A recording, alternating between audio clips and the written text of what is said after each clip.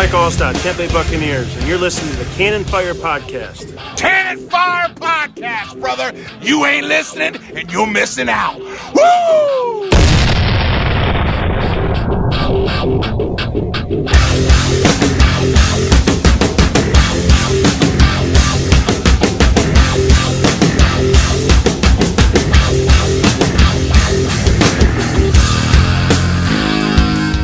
This is the Cannon Fire Podcast. We are back at you with a brand new episode today, episode number 49. If you're listening, you can find us on YouTube, iTunes, Google Play, Spotify, and Podbean.com as well. So welcome back to the show.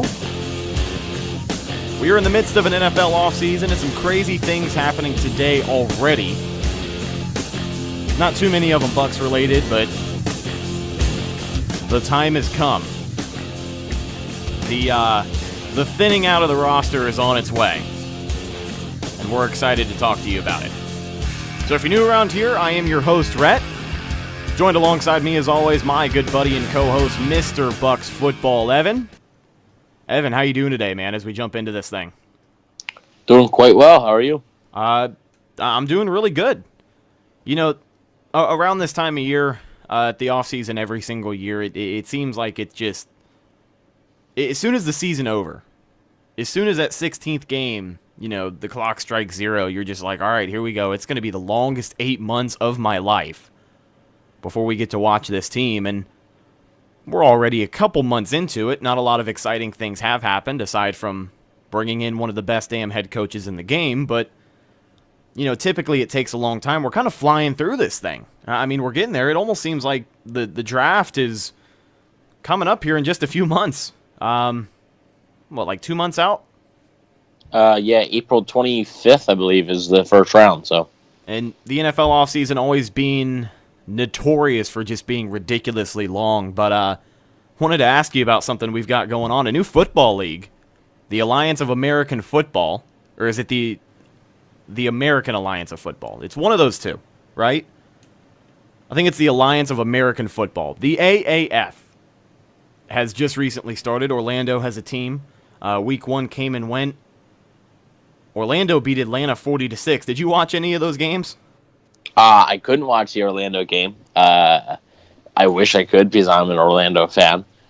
Go Apollos. I ordered a shirt the other day, actually. No, because where I'm at in PA, they got the San Antonio and San Diego game. Oh, nice. I heard the ratings were killer, but listen, guys, I just wanted to take a second and talk about this. Not only go Orlando, right? I mean, that was a great game. Steve Spurrier, the head ball coach, back out there doing his thing. He looks old as he hobbles up and down the sideline, but he's still able to get it done. Got a lot of former talent, some former Bucs playing in the AAF, a lot of former NFL players. Trent Richardson, the first legally blind man to play in the NCAA, NFL, and the AAF, so congratulations to him. But this is fun football, man. I think it's really going to help this offseason go by a lot faster. And just being able to watch football every weekend, because they play, 2 games on Saturday, 2 games on Sunday, 8 teams in total in the league. If you just watch it for what it is, which is basically the NFL G League. Yep.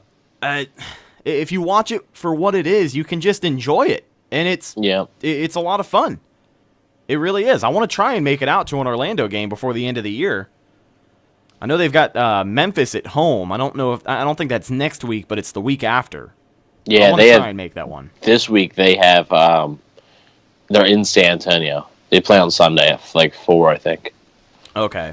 So, yeah, but I mean, it definitely is fun football. And like you said, anybody who wants to watch it, don't go in there expecting to watch NFL football because the players aren't NFL caliber, and the rules are different. It's just different, you know. It is. They've got some. I was impressed with it because I sort of felt my fear was that it was going to have that 4th preseason game vibe, to where the 4th preseason game is somebody wins 9-3, and it's bad football. Right. This was, I mean, it wasn't the best football, but it was entertaining. Well, here's the thing, too, is that watching the Orlando game, sitting down, I didn't know what to expect at all. I wasn't expecting NFL caliber football. I wasn't expecting boring football, but I just truly didn't know what to expect. Because, truly and honestly, aside from the arena leagues, I can't remember the last time we've actually had a league that, not competition to the NFL in any way whatsoever. I'm pretty sure the AAF already has affiliate teams with the leagues. But just, I don't know, football of a comparable level that isn't college. Like, it's technically professional football, but it's G League. Mm-hmm. Like I said. It's a little step above college. A little bit, just because these guys are guys that were successful in college, but just aren't as successful in the NFL. Yeah. So it's a little bit of a step above there. Obviously, it's not too much, I do think Alabama or one of those powerhouses could probably beat an AAF team. I don't care what anybody says though. Nobody is going to beat. No college team will ever beat a professional team in any sport. I don't care what you say. All right. A lot of people always, the joke was that Alabama could beat the Browns all those years. No, nah, man. because the Browns are losing to professionals. There's a difference. Exactly. Like the Browns are all professional football players. It doesn't compare. But yeah, like you said though, fun football. I will definitely watch again. You guys should tune in if you haven't already. Yeah. Go Apollos. And watching that Orlando game, at the beginning of the game, I didn't know what to expect. First drive, team takes the field, 3 straight incompletions. Well, it was raining, right? So the conditions weren't the best. Sprinkling. And I mean, 2 of the throws were pretty awful. So at first I was just like, oh, this is going to be a long 3.5 hours. And then I go outside on the porch for 10 minutes, come back in, and the Apollos are up by like 5 scores. So, like Evan said, like I said, the AAF, if you haven't checked it out, make sure you do, man. If you just want to watch some football, sit back on the weekends and reminisce until the NFL comes back around, it's the perfect way to do it. And then next year we get to do it all again with the XFL. And the AAF, Oh, yeah. Oh, yeah. But and you don't have to like it. Just what we're telling is that if you haven't watched it already, just give it a shot. That's what I'm basically saying. It's worth a shot. And definitely. And I mean, I don't know about you. It's not going to be hard to get me to agree to have football 12 months out of the year. I mean, I'm a big football fan. I imagine everyone listening to this show is. So if you haven't checked it out and you really want to get that itch scratched, the AAF is here to do that for you. But let's jump in to our Pewter Pirates, because this is a Bucs podcast and not an Orlando Apollos podcast. You were listening to the Cannon Fire so podcast. we got to talk about the Bucs? Yeah, man. Well, the Bucs went 5-11, and the Apollos won their game by 34. The Apollos beat Atlanta 40-6. So yeah, let's talk about. No. Let's just talk about them. I'm done. Let's talk about the 5-11 Bucs. So this is the time of the year where the free agency hasn't officially started, but moves are being made. Names are being thrown around, and we've already seen a lot of things happen. You know what we saw happen in the past 48 hours? We saw Antonio Brown turn his back on the Steelers and say that he has bigger needs. So Antonio Brown has officially requested a trade from Pittsburgh. And apparently all Bucs fans think he's coming to the Bucs. I don't know why they swear up and down he's coming here. Get ready. I really don't. But anyways, Joe Flacco, the elite Joe Flacco, who was also someone I can't even say that with a straight face. Fans wanted to kick James Winston in the curve and get this guy. Joe Flacco, in a trade with Denver, sent packing. From what I saw, it was a mid-round pick, right? It was a 4th, yeah. Okay. A 4th-round pick for Joe Flacco. Joe Flacco's not elite by any standards, but this man won a Super Bowl. Joe Flacco's not even good by any standards. Oh, man. I hope he goes and balls out in Denver. I hope he wins 3 Super Bowls and John Elway becomes like the best team manager of all time. That's what needs to happen. So we've had a lot of crazy things happen, and one of the names that we've seen being tossed around, especially the Bucs organization, is kicker Matt Bryant. I mean, Falcons released him. How old is he? 43. 43 years old. No. He's 3 years old. He's 3 years old? Yes. 3. Okay. The Falcons released their kicker. Keep in mind, this is the same It's a Wednesday, man. I got to brighten the mood. This is the same Matt Bryant that 10 years ago, when the Bucs released, started the kicker curse. Tell me a kicker that we've had, aside from Patrick Murray and Connor Barth, who you can remember as a successful addition to the Bucs football team at the kicking position. Carlos Santos? You can't. Carlos Santos. He wasn't horrible. He wasn't horrible, but he wasn't automatic, and that's what I want to say about Matt Pat Murray Bryant. wasn't automatic. I'm a big Pat Murray guy, but I don't know. Santos and Murray are pretty close. Yeah. Connor Barth was better than both, yes. Yes. And it's a shame that Connor Barth got injured, but because that pretty much ended it for Connor Barth. But yeah, I mean, it's also the Matt Bryant that Bucs fans should remember. The last snap of the 2017-2018 or 2018-2019 season was Matt Bryant draining a field goal to beat the Bucs. Yeah. And then earlier in the year, it was a Matt Bryant, I believe, 57-yard field goal to basically end the game because that made it 2 scores. And then he injured himself doing it. Yep, and he injured himself and then came back. He kicked the crap out of the Bucs so hard that he had to go back to the locker room and rehab his leg. I didn't expect him to get cut. This was kind of a surprise to me. I didn't.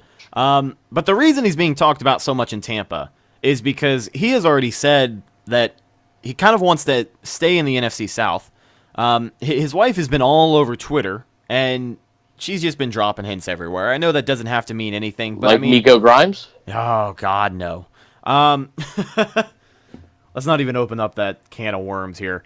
So, his wife has been all over Twitter. They brought up that they still have a home in Tampa. They've had a home in Tampa the past 3 years. They love this place. It makes sense. Keith Armstrong, our new special teams coach, was special teams coach of Atlanta. Same time Matt Bryant was kicking there. It makes too much sense to not have him back here in Tampa. He's old. He can probably only play for 3 more seasons. Tops. I mean, shit, if he feels like going on for more, I'm cool with that. He's old, but he's automatic, dude. Everything that he missed last year was forgivable. Did he miss anything last year? He missed 1 field goal, I believe. He attempted 22 and made 21. I don't think he missed any extra points. The guy's automatic. We need to bring him back because he's automatic, and we need to bring him back so we can finally bring this whole curse thing full circle. And when he retires as a Tampa Bay Buccaneer, the curse will be lifted. And every single kicker... Actually, what'll happen is the year that Matt Bryant retires as a Tampa Bay Buccaneer, we'll draft a kicker in the 2nd round. That's what'll happen. And then he'll be the first ever... He'll start kicking barefoot again. You ever hear the stories of the guys back in the 70s and 80s? Yeah. He'll bring back a new wave of kicker. Yeah. It'll start in Tampa. Yeah, but I mean, the Matt Bryant to Tampa speculation isn't just because of his wife, though, like you mentioned. Yeah. There's been reports of Vaughn McClure, who's a Falcons reporter for ESPN, has been pretty plugged in with Bryant, and he said that the Bucs are expected to have interest. Now, I've heard a lot of people, well, why haven't they signed him already if they were so interested? They can't, because it says the Falcons have not released Matt Bryant. What the Falcons did was they declined his option, which will make him a free agent. He is not a free agent right now. He can't sign with any team. Free agency begins in March. March 13th. March 13th, he can sign anywhere he wants. But yeah, as of now, he cannot sign because he is not. They just declined the option. So he has to wait. But he said, Vaughn McClure, who's pretty obviously plugged in with the Falcons and the NFC South in general, said that the Bucs are expected to have interest. And also, a few days ago, he said that he talked to Matt Bryant, and Matt Bryant believes that the Bucs are a real option when free agency opens up. So we'll see. We'll see what happens. Personally, not to get your guys' hopes up or anything, I do think it happens. I think Matt Bryant comes back. to the Bucs if the salaries match. If he's not asking for an outrageous number, like outrageous number, I mean like probably like $5 million a year. That's for a kicker. I wouldn't pay any kicker $5 million a year. So I mean, apparently Quan's only good enough to get $5 million for a 1-year prove it deal, according to some people. Oh, okay, all right, chill. We're all right. This is the throwing shots podcast. Wow. Just discussing different points of view. That's all. Well, all right. At least we're not screaming and cursing because that's all. No need to get on anybody's bad side. Let's move on. Get ourselves in trouble. No, you started it, so don't put it on me. Oh yeah, no, yeah. The person will probably come to you. Hey, are you talking garbage? No, that was my co-host. Yeah, that was him. Anyways, Matt Bryant. Yeah, if the salaries match, I think it's a match. I do. It's the Keith Armstrong thing. The Bucs are in win now mode, folks. I know it sounds crazy to say that the 5-11 Bucs, the team that has the top 5 pick, is now in win now mode. I know, right? But they are. That's why you hire that guy like Bruce Arians. If Bruce Arians didn't think this talent, the roster could win, he wouldn't have came to Tampa. He would have stayed retired in his comfy job at CBS. He wouldn't have come back. So they believe they have the talent. I mean, maybe. Imagine that. I don't think that Cleveland stuff was all there. To be honest with you, I feel like just a report to get people talking. Yeah, no, I got you 100%. And I just think that. Yeah, I think it's a real possibility. I think it'll happen, and hopefully it solidifies. Now there is some concerns, right? I mean, there definitely is some concerns because of, like you said, he's 43 years old. He now has some injury history, so it's not a slam dunk. Like, oh man, we got this guy; he's going to be our guy. It's so the Bucs do like Caro Santos. They want to bring him back. We'll see what happens. Maybe if I were the Bucs, I would sign Matt Bryant and then I would sign Caro Santos. Let them battle it out in camp. I know they just signed a German kicker, Philip Anderson or whatever. He's not a legit candidate to win the job unless he comes in and just absolutely lights the world on fire. But yeah, I mean, moving on. This is the most time we spent on a kicker, but you only do that in Tampa Bay. So in the offseason as well. Yeah, well, definitely. But I do think Matt Bryant to Tampa is a match. So definitely keep your ears open. This is the time of year where moves are going to be made. Between now and March 13th, I'm sure we'll have an answer, and we'll talk about it for you here on the show whenever we find out. But let's move on to some more Bucs news. Buccaneers released defensive end Vinny Curry. With the move, the Bucs save around $8 million in cap space. He was owed $8 million next year. I believe his final stats on the year were 2.5 sacks and like 16 solo tackles. So, he was kind of exposed here in Tampa. He was okay in Philly. Brought him to Tampa with guys like Carl Nassib and JPP pretty much carrying the load. I think they brought out the bad in Vinny Curry, and we saw that, and Bucs are moving on. The problem was that Carl Nassib beat Vinny Curry out. And I shouldn't say beat out because the thing that sucks is that Vinny's a great dude. Fantastic guy. Fantastic football player. He's a really good, solid football player.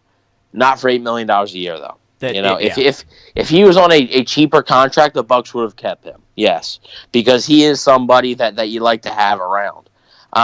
He's a good leader in the locker room. But the thing that sucks is he just got hit with some bad luck. He got injured. Carl Nassib started playing well, and when he came back, there was no reason to put Vinny Curry back in there. Vinny Curry missed, I believe, 4 or 5 games or so. Right. And when he came back, there was just no reason. Carl Nassib was playing well. There was no reason to put Vinny Curry out there over Carl Nassib. So, obviously, Carl Nassib is the cheaper option, so I think they're going to stick with Nassib and Pierre-Paul as their ends, no matter if they're in a 3-4, 4-3. And, yeah, that's that. So now the Bucs have saved $8 million. This is the first move of the roster purge. Yeah, man. And The time is here. Well, we're gonna do the last segment. We're gonna do is a little stay or go, Oh, and yeah. we're gonna be talking about who I think is gonna be heading out. So Now, you brought up the cap space. Bucs saved around $8 million with this move. They're sitting right around $20 million right now, if I remember correctly, right? yeah, I think so. I've heard conflicting things about that. I think, yeah, just like I said, I think they are. Okay. But yeah, sorry. No, that's all good. But we'll see. Like I said, they could be. I've seen some things are sitting at like 15 now, whatever. There's conflicting things. So last I checked, they had 12 million available, and then they got that move. But who knows? So we won't know until free agency probably opens up, and there's Right. a definite. Right, and pretty much to kind of wrap things up, like you said, with the unfortunate case of Vinny Curry, he really is a good player. He's not bad. He's not a next level talent. Like I said, he was okay with Philly. Bucs saw that and they wanted to take advantage of it. Unfortunately, in this situation, he just got outshined, kind of lost his chance, and that was that. At the end of the year, couldn't produce, and Bucs got to do what they can to win now. And 2.5 sacks and 16 total tackles on the year, or 16 solo tackles on the year, just isn't going to help us win now. So, Buccaneers are pretty comfortable in cap space. There's some more guys that they can trim to make a little bit more money towards that cap space. And I wanted to toss it over to you for this one. So we have got, this is take 2. I want to say we did this a couple of weeks ago, but we're going to talk about who's staying and who's going.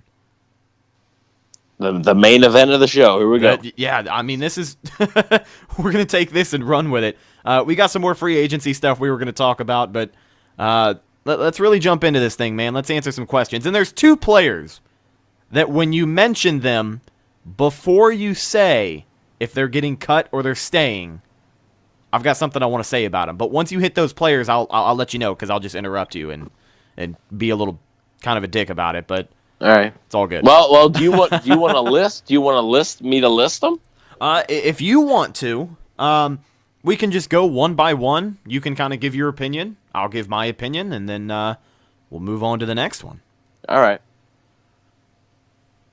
Well, obviously the couple, Donovan Smith, which is not as obvious because, as we've been saying, that's one of my guys. All right. Well, go ahead. All right. So, from what I've been hearing, and I mean, I feel like we've learned this recently, I'm under the impression that the Bucs are pretty much kind of said that they're going to hang on to Donovan Smith, whether it's on a franchise tag or a long-term deal. I can almost bet on him coming back next year. Is that assumption correct? Yes. He's back. Yeah. Okay. You don't know whether it's $12 million a year for 4 years or $14 million for 1 year, but he's back. I'll be honest with you, man. I'm going to come out here and say this. I think if we're talking about a $12 million for 4-year deal, we could be in trouble. I think it's a mistake. It all depends. With this new coaching staff, and I'm not going to try to throw too many shots, but George Warhoff was not a very good O-line coach. So right. I think a lot of these guys, Ali Marpet being the exception. I don't know how Ali Marpet developed, because George Warhop has been here for Ali Marpet's whole career. Cutter kept George Warhop from the Lovey staff. So there was no change there. And I'm going to be curious to see how Donovan performs next year under a new coaching staff. But I would say the franchise tag is most likely. But yeah, Donovan Smith's back. Now, one of the things, too, regarding Donovan Smith and kind of, Warhop, as you said, wasn't the greatest coach. And I imagine with a change of coaching staff, you bring in new personnel, stuff like this is going to change. But if you guys don't already know, I work in radio. And with radio, we're very prominent in a lot of social things that happen around Tampa Bay. We have a lot of events at clubs, bars, things like that. I've got a buddy of mine who works for another radio station, Him and I were talking just the other day about Donovan Smith. And he's like, listen, man. He's like, we go around to a lot of nightclubs. We go to a lot of different concerts. We go to a lot of different things. He said, there isn't a Bucs player that I see more than Donovan Smith. And he's like, I swear to God, sometimes I want to walk up to him and be like, don't you have a game tomorrow? That rubbed me the wrong way. Because, I mean, this is a guy that I've talked to. This is a guy that, you know, I know who he is. I don't not believe him when he says that he sees Donovan Smith out at a bar partying till 1 a.m. the night before a game. I'm not saying he does that every game. I'm not saying this is a continuing issue. It's not like we ever hear about him being late to practice or not showing up to games. He does his part. But it just worries me because you don't see guys like Ali Marpet going out the night before a game. You don't hear about guys like Ryan Jensen. I ran into Ryan Jensen at American Social on like a Saturday at 3 p.m. You know what I mean? Like it just, I don't know. Rubbed me the wrong way. Think the Bucs make a mistake. That's news to me. Yeah. If true, I'm not saying that I doubt your friend. I'm just saying I have a tough time believing that the night before a game, and in this day and age of social media. Well, I imagine he could have been paraphrasing as well, or I'm sure guys go out, right? Guys go out all the time. Correct. They have lives. Right, I think it's people? just the habit of seeing this same guy out so often. Yeah, I understand, and that's why I think the franchise tag is good. Because I guarantee you, if there's an issue, it ain't gonna happen under Bruce Arians. Donovan Smith will be benched. If Bruce Arians finds the issue with something, he will be benched. He will not play, and he won't be back. He won't be back in Tampa in 2020, unless, I mean, if he's just an all-star caliber player, then that means that Bruce Arians got to him, you know, right? And something changed. But yeah, I do think Donovan Smith's back. Honestly, you know, you talk about you're worried about it, but you seem to be worried about a long-term deal more. This franchise tag is the best thing the Bucs can do. With the tackle situation, free agency class is pretty weak. Draft class, you're never guaranteed anything really. So, yeah, this is the best the Bucs can do.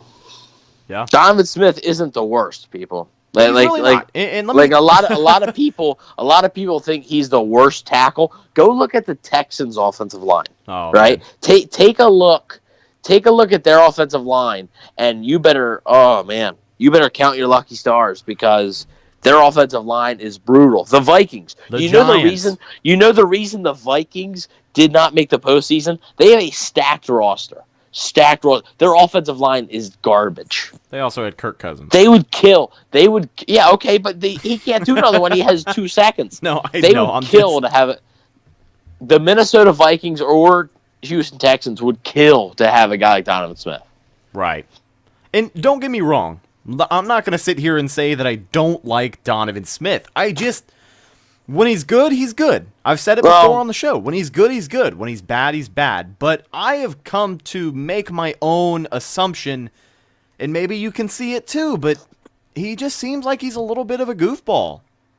like Jameis is a goofball, but it just seems like he's the type of guy who would play around when he isn't supposed to be playing around. And I don't know any of this. This is 100% assumption.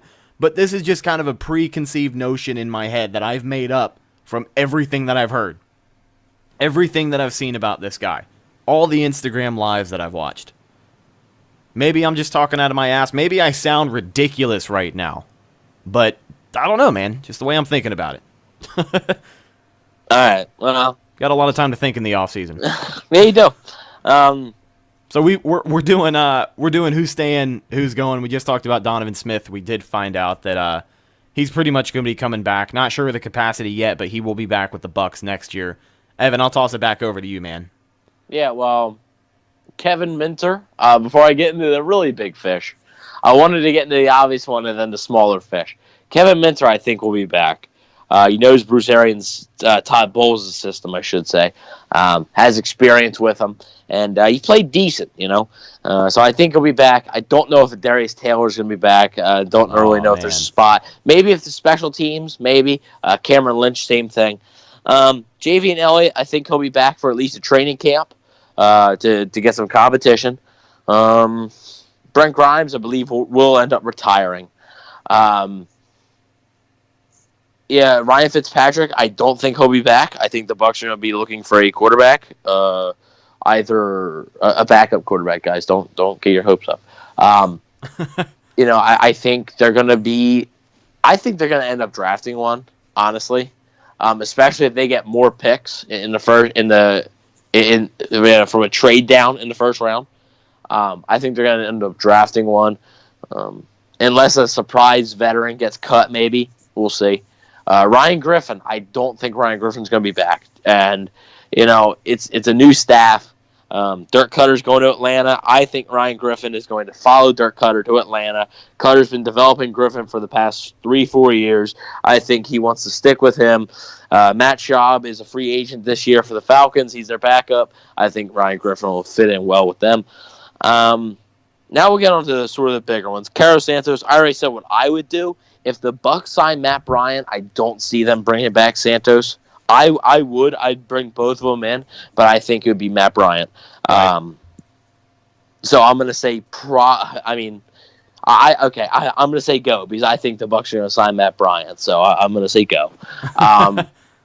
And so now we come to the big two, and you all know which two. I'm anxious about this one, man, because one of them I really don't want to lose. Yeah, I think I know which one.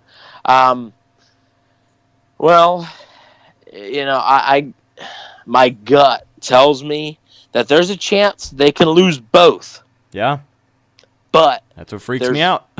But my gut also tells me there's no chance they can keep both. It's going to be one or the other. And if you don't know, let me throw out my prediction. The names we're talking about are wide receiver Adam Humphries and linebacker Quan Alexander, both of whom are free agents and big parts of the team, really. So, Adam Humphries was the other guy in my list. Okay. At this point, I don't want to say that I'm more concerned with losing Adam Humphries over I am Quan Alexander, because that's not the case. But our buddies with Pewter Report posted something today that really got my attention. I'm sure you saw it as well. But it's got to do with Adam Humphries. You look back at what he did last year, he just played the best season of his career. At the best time. And he is 25 years old. The thought is that he's basically moved himself up into a higher level of pay. Right around last year, he had asked for around $8 million from the Bucs, from what I'd heard. They kind of shelved that, and here we are a year later. You kind of have to address it with free agency coming up. $8 million's a lot for the Bucs, especially for a slot receiver like Adam Humphries. He has done everything this team has asked him to do. He is a fantastic player, but let's get realistic here. $8 million's kind of rich for the Bucs, as you had said. I took your words on that one. There aren't a lot of standout receivers coming up in the draft. There aren't many standout receivers in free agency either. That's a big factor. They're all right around 30 years old or older. Adam Humphries is 25 years old. And he is just a bulletproof team player. He wants to be in Tampa. But I can't imagine that he takes a pay cut to stay in Tampa. And when you talk about guys like Quan Alexander, who they're still trying to figure out his deal, last I understood, it's not going to happen. I think, as you had said, the situation, don't think the Bucs can keep them both. I think Quan finds a way to stay, and Adam Humphries is hitting the old dusty trail, probably winning the Super Bowl with the Patriots next year. That's what everybody assumes. Well, guess what? If Adam Humphries' number is truly at 8 or 8+, the Patriots aren't going to pay him. Really? You don't think he'll get paid by another team? Oh, he will. It just won't be the Patriots. Okay. Yeah, he will. it just won't. The Patriots aren't going to pay a receiver $8 million. They're paying Julian Edelman $5 million, and he's their best receiver. Right, especially a slot guy. Yeah. So, also, I don't really know. I don't know. Adam Humphries must think he's a number 2 wide receiver because Julian Edelman is a number 3 wide receiver, and he's making $5 million. Don't know what Adam Humphries thinks he is to give, ask for 8. Anyways, yeah, it's a slot receiver, and while you'd love to have Humphries, and he would take a pay cut, not that big of a pay cut. Right. He's talking a pay cut like $400K, $500K, not $2 million. It's believed that I think the Bucs are sitting around $6 million. I don't think they'll go much higher, maybe 6.5, but that's probably the most they'll go. Yeah, it's not looking good. Go ahead. Let me ask you something. If the Buccaneers do decide to release Deshaun Jackson, you think they hang on Adam Humphries? No, it doesn't matter. If I think Humphries is gone.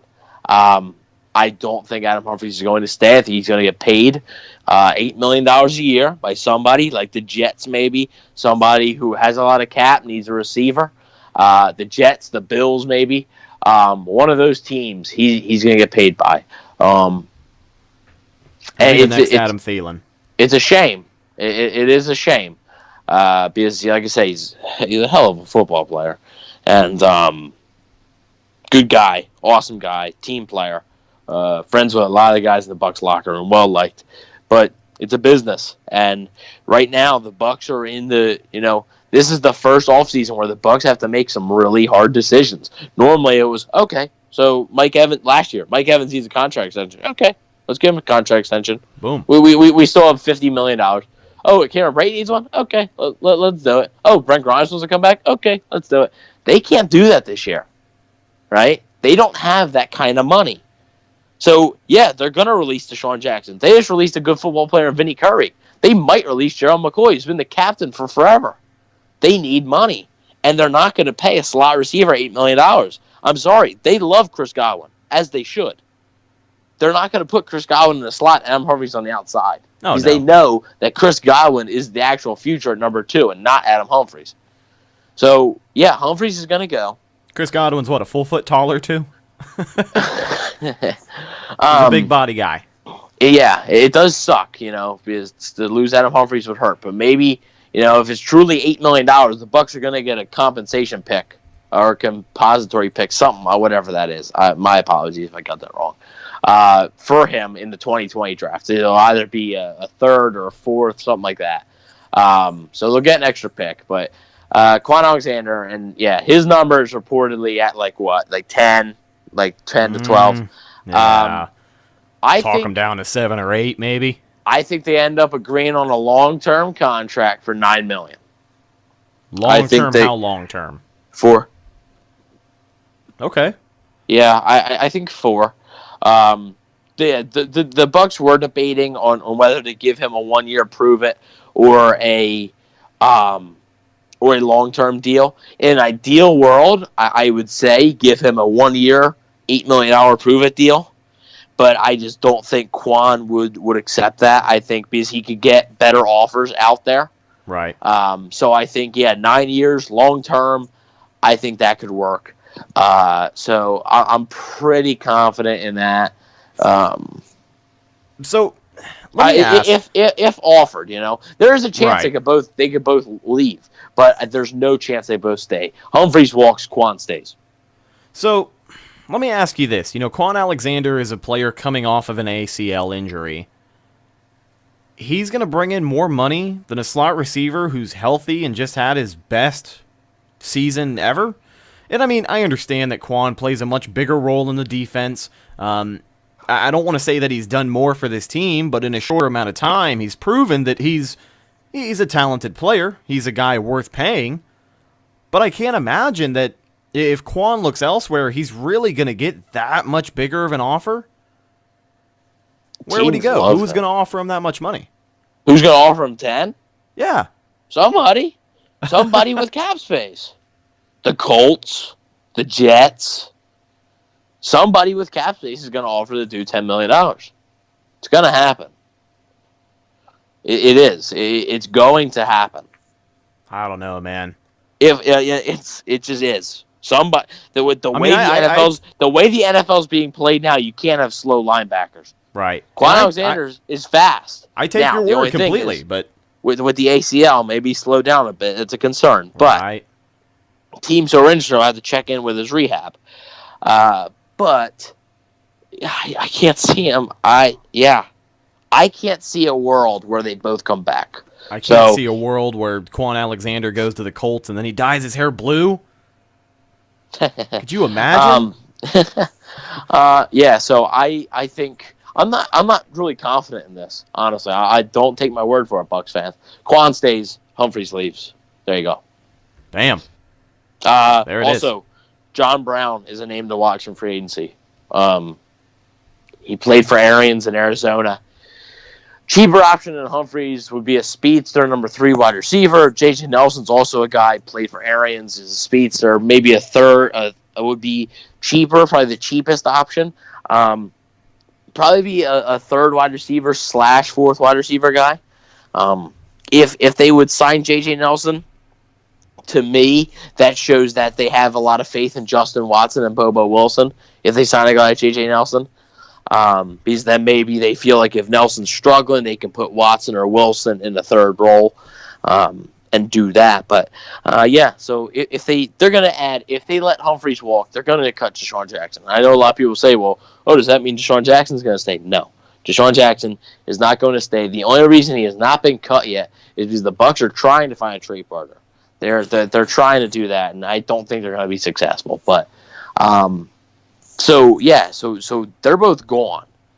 The Bucs are going to add a receiver, whether it's through free agency or the draft, right? And I know we said it's a weak free agent class, but not weak for a third wide receiver if you're looking for one. Right. We're talking number 2, number 1 wide receiver. Guys who are going to get number 2 wide receiver money, which is like $8 to $10 million, and number 1 wide receiver money, which is like $12 to $15 million. Right? There's not a lot of those guys out there. There's a lot of good third receiving options out there. So I think the Bucs are. The world's not going to end if Adam Humphries walks. There's one guy I know out there who's going to garner that much money at the receiver position. Can you give me a hint? Because I'd like to guess this. Blonde mustache. Blonde mustache. Doesn't ring any bells. Blonde mustache. I know that doesn't really help. The blonde mustache was recent. Wi-Fi connection. Wi-Fi. Does that ring any bells? Is Antonio Brown? Yeah, we talked about him already. Okay, I'm just saying he's not a free agent. He's gonna be traded. He's not gonna be released. Yeah, I imagine. Yeah, that makes sense. Never mind. Let me. That's why he threw me off there. Let me backpedal. So speaking of free agency. There are some guys who are going to garner some attention from the Bucs. I imagine. I mean, these are guys that, I think would be a good fit. I don't think we've talked about them here on the show. I imagine you've brought them up once or twice before. But one of those guys is running back from Atlanta, 3rd-round pick, 2015 draft. That's Tevin Coleman. I like a guy like Tevin Coleman here in Tampa. I think he's got a lot of room to grow as a player. I think he's talented. I mean, Peyton Barber's great. Peyton Barber is awesome. I've sat here on the show and said that Peyton Barber has evolved into a next-level running back. Obviously not next level like, your James Connors or your Todd Gurley's or Ezekiel Elliott's or anything like that, but he is proven to be a consistent factor in the Bucs' backfield. He really stepped it up last season. But did that win us any games, Evan? Based on 2017, they went 5-11. They cut Doug Martin, kept Peyton Barber, added Ronald Jones, and went 5-11. So right, Peyton Barber's awesome, but if he can't get it done, and you've got a 2nd-round draft pick and Ronald Jones, who barely saw the football field last year, Bruce Arians has already said that he's going to see an increased capacity next year. I don't know, man. For whatever reason you want to move on from Peyton Barber, I think Tevin Coleman's the guy. And I've just got a sneaking suspicion that Peyton Barber might not be here week 1 next year. Oh, he will be. Just because he's a restricted free agent, and the Bucs can bring him back for almost nothing. It was almost like the same thing with Adam Humphries last year. It's going to be like a 1 year, $2 million deal. Well, maybe just in the role that he's in now. Yeah, I don't think Peyton Barber's going to be in the role he is now. Tevin Coleman is my guy. He'd be my target in free agency at running back. Second would be Mark Ingram. But yeah, Tevin Coleman, I think it's a good fit. He can catch the ball in the backfield. He's got speed. He's got enough power. And a lot of people will say, well, he was never a lead back in Atlanta. Well, that's because Devontae Freeman's pretty good. So, right. You're not going to get as many opportunities. And then I looked up the numbers for Barber and Coleman, and I was like, everybody raves about Peyton Barber. And I tweeted, I said, I swear some Bucs fans would die for Peyton Barber. And it's true. Some Bucs fans will go to their graves for Peyton Barber. I don't really understand why. It's been that way since even 2 years ago. He's a decent back, but he's nothing special. These people are acting like the Bucs run game was fantastic last year. Right. And that's not the case, right? The Bucs were one of the worst running teams in the NFL. And I compared the stats for Coleman and Barber. Coleman had more yards. Had more yards with less carries. Coleman had one less touchdown with less carries. He had more receiving yards. Coleman had 32 receptions. 32 receptions. Peyton Barber in 2018. Peyton Barber in his careers had 41. He brings a dimension that Peyton Barber doesn't. And I got met with the Falcons' offensive line is better than the Bucs' offensive line. That's true. I ain't gonna lie, right? I'm just saying, with more touches, I feel like Tevin Coleman can be better for this team than Peyton Barber can. That's all I'm gonna say. And Coleman should accept a deal in the $5 to $6 million range. Okay. I'd be comfortable giving like 6. Now let me toss another name at you. You had brought up Mark Ingram. Tevin Coleman, of course, being kind of the lead dog in that hopes to bring in another running back. By the way, guys, Le'Veon Bell's not coming to Tampa. Stop. Hell no. The Bucs. If Le'Veon Bell had a reasonable asking price, the Bucs would be interested because he's a perfect fit in the offense. Absolutely perfect. He's an elite pass catcher, elite runner, but yeah, the Bucs aren't going to pay him $15 million. Right. So let's say none of those guys work out. Jets just released a running back, Isaiah Crowell. You have an opinion? I don't. No, I'd pass. I know there's some people that like him. I'm not one of those people. Not even with the Todd Bowles connection. I know that really doesn't. Yeah, like I said, the name I've been bringing up is Bilal Powell, right? Todd Bowles' connection was in that same running back group. That's the name that I've been bringing up to a lot of people. And if you sign Isaiah Crowell, it tells me that you like Peyton Barber enough, and you're going to go running back by committee. Right. You're going to go, which I'm fine with, right? It's just Crowell wouldn't be my choice to do that with. I'm fine with that. If you don't get Tevin Coleman, Mark Ingram, I would honestly prefer probably drafting a running back in like the 3rd round, 4th round, rather than giving Peyton Barber some snaps, giving Ronald Jones more snaps, giving the draft pick snaps. I would prefer that over signing a guy like Crowell. But yeah, if you do sign a guy like Crowell, it's going to be almost like pretty even the snaps that these guys get. So right. Crowell does bring a bit of more pass catching to the system. He'd be a decent fit. It's just I'm just not a big fan of his game. That's all. I got you. Understandable. So what are your thoughts on him though? You're the one who brought him up, and I think he's an okay fallback option. Like I said, if a guy like Tevin Coleman or even Mark Ingram doesn't end up working out, Bucs can't find that guy that they really want to bring in. And they will add a running back, people. They're going to, whether it's draft, free agency, no matter who it is, whether he sucks or he's fantastic, they're going to add a running back. And if they can't seem to find a running back and it all comes on Isaiah Crowell, like I said, he's an okay fallback option.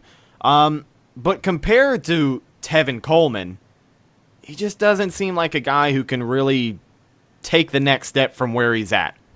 I look at Tevin Coleman and I see a running back that still has a little bit of room to grow. Of course, only 25 years old, I believe, 26 Right. years old. This is a guy who... Isaiah Crowell is like 28. I mean, he's not ancient, but... He's not ancient, but he's been around for a while. And you've never really heard his name called more than once or twice a year. And that's only if you're living up in the New York area and you root for the Jets. But, I mean, he's an okay fallback option. I wanted to know your take, to be honest. So here we are.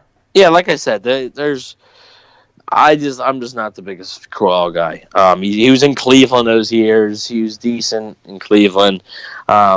Maybe last year, I think he would have been a decent option for the Bucs. Honestly, for what he signed, it was a pretty inexpensive contract. But at this point, seeing how Peyton Barber did play, I wouldn't take him over Peyton Barber. No, I feel you 100% on that. Last year at this time, Isaiah Crowell, I'm like, yeah, sure, sign me up.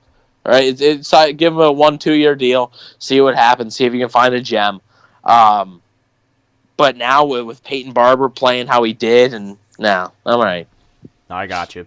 So, ladies and gentlemen, we have reached the end of the show. We really found a way to fit a lot into this episode. It is the off season, so as we've said plenty of times before, it's the most boring time of the year. But if you're listening and you're watching AAF football, we're here for you. And before we go, before we wrap things up, I did want to plug something. Evan, I don't know if you knew this, but we interviewed Keith Tandy. Wait, Yeah. no, I wasn't here for that. Yeah. Was I? Oh, you were. You definitely were. Did that? That didn't happen. So, guys, stop making up stuff. Just because you want it to happen doesn't mean it will. if you guys haven't listened to it already, we did interview former Bucs defensive back and safety Keith Tandy last week on the show. That episode can be listened to anywhere we are, podbean.com, Spotify, YouTube, iTunes, Google Play, all of that good stuff. Make sure you go check it out. It's a pretty good interview. It's not a cut and dry interview. We've got some pretty interesting insight from the Tandy man himself. I mean, do you guys want to know? Do you guys want to know who the best ping pong players in the Bucs locker room are? Do you guys want to know what future kicker Matt Bryant has had to say? Right? Because Keith Tandy, he shares a pretty funny story about Matt Bryant. Oh yeah, it's kind of ironic that. Come to think of it, I forgot that he told us that, but yeah. Yeah. Because he was in Atlanta, talking about the NFL opening jitters or whatever, right? Yeah, it's all in that interview. So be sure to check it out. Like you said, iTunes, YouTube, you guys know the drill. Exactly. So thanks again to Mr. Keith Tandy for coming on, and make sure you check that out if you haven't. But ladies and gentlemen, that's just about going to do it for this episode of the Cannon Fire Podcast. Thank you so much for listening, whether it's on YouTube, iTunes, Google Play, Spotify, or Podbean.com. You can follow the show on Instagram at Cannon Fire Podcast. You can also find us on Twitter at Cannon Fire Pod. You can follow my co-host Evan at Bucs Wave, formerly Bucs Football, on Instagram and Twitter. You can also find me on Twitter and Instagram at Redicus, RHETTAKUS. Make sure you check out our partners at PewterReport.com for some of the best Bucs coverage in the game. And last but not least, check out our sponsors at CoolTowel.com. I am Rhett, signing off for Evan, and we'll see you next time. Go Bucs!